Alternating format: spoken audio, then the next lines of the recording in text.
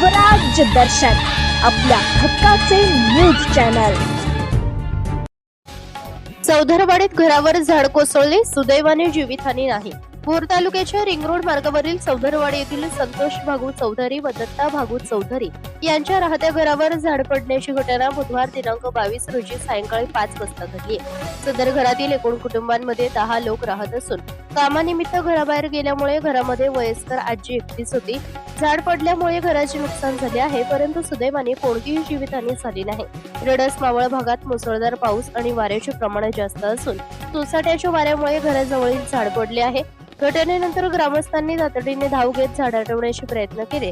संबंधित विभागालाही याची माहिती देण्यात आली असून पंचनामा करण्याची प्रक्रिया सुरू आहे।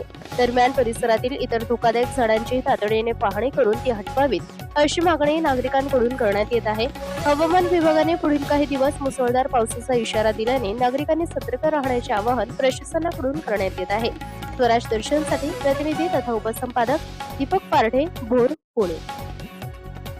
आज ग्रामपंचायत शिरोला हिमा येथील चौधरीवाडी रहिवासी असलेले सीताबाई भागवत चौधरी यांची घरावरती काल झालेला जोराचा वारा आणि पाऊस यामुळे आकेशियाचे झाड घरावर कोसळले आहे।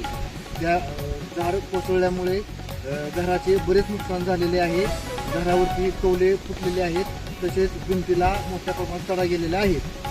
या ठिकाणी आम्ही आता पंचनामा करत आहोत आणि पुढील मदतीसाठी तहसील कार्यालयाला प्रस्ताव सादर करीत आहोत।